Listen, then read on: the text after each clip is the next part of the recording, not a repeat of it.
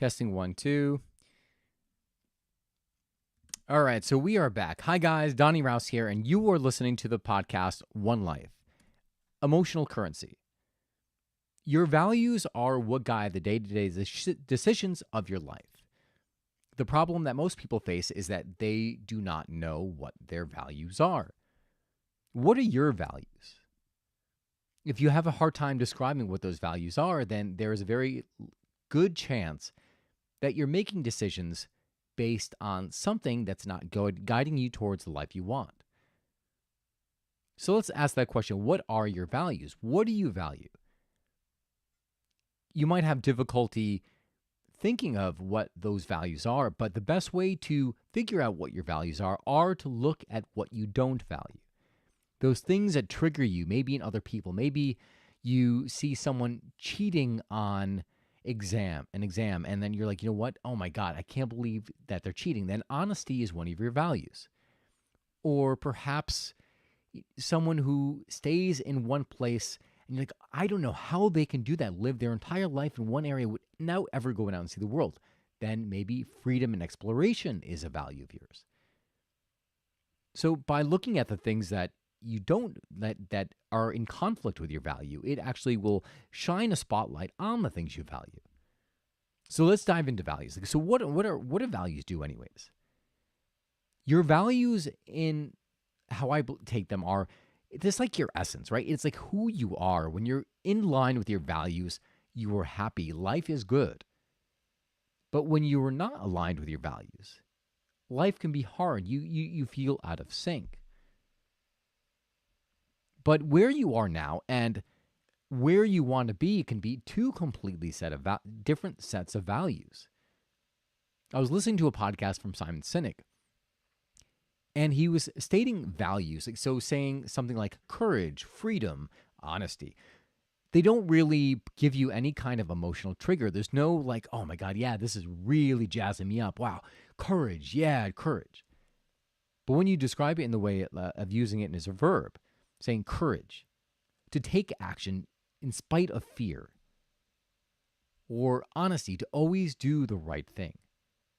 Now all of a sudden there's something tangible. There's like meat there, and now you know exactly how you have to act. You know, because you're being guided by the phrase. I use this in my own life. So courage was one that was always.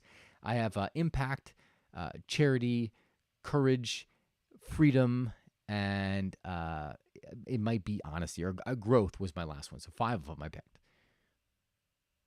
But they didn't really have, when I have them on my phone, looking at them, I see them, they look like pretty words, but they didn't really grab me. They didn't really make me respond any differently. I started thinking about now, like, all right, well, courage, acting despite fear, right? Okay, so acting even when there's fear there, moving forward anyways. When I would have these conversations, when I would have, I was on the phone with a mortgage broker, and he asked me to submit some documents to him. So I'm like, all right, well, I've submitted documents once for a mortgage broker, but it's been a while. So I was like, all right, well, what am I, how do I submit? Do I just do I have to cover my account numbers? How do I do this? And I was looking online. They're like, oh, if you're going to submit your things, you have to do it on a platform that's secure. You don't do it through email because your information could get compromised. I'm like, oh. So I emailed him like, hey, do you have a secure upload? And he's like, well, no. My email is secure, which I doubt.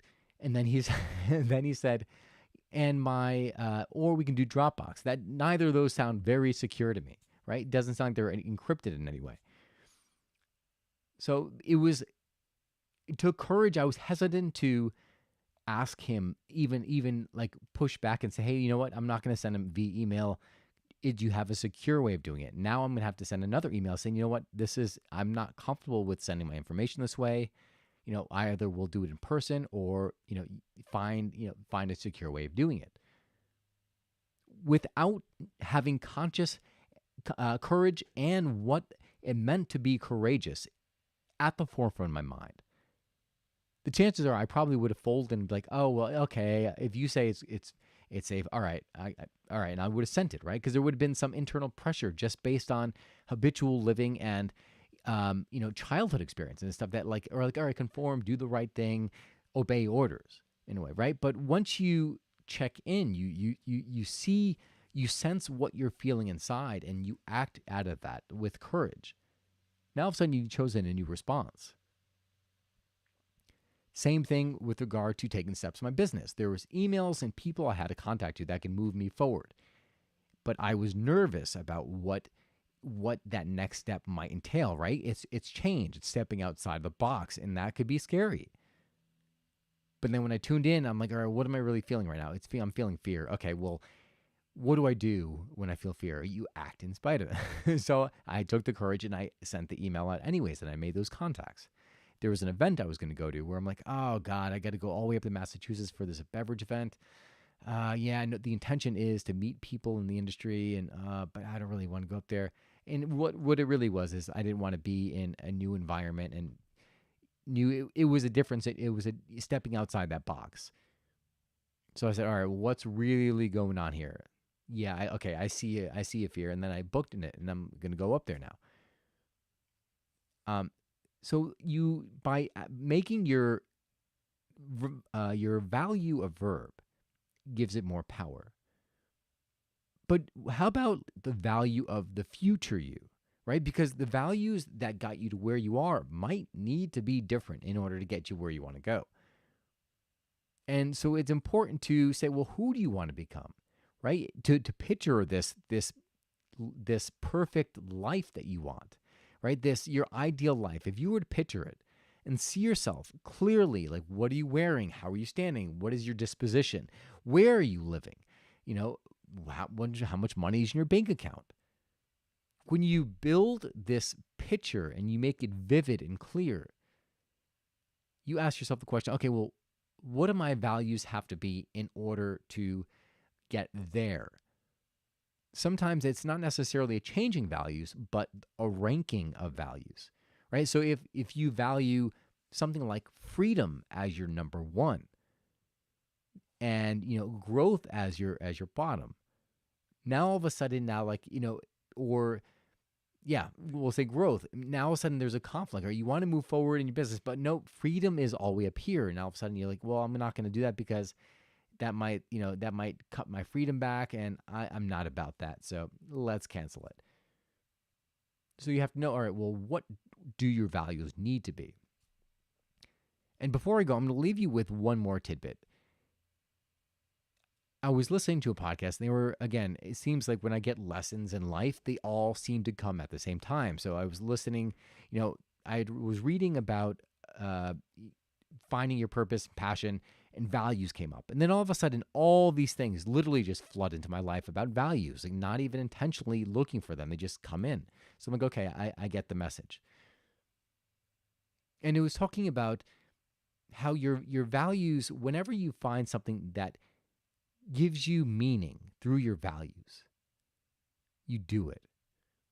That is one of the reasons why I'm here right now talking to you, is because this podcast speaks to my desire to contribute, my desire for you to live your best life by aligning with yourself and what you really, really want.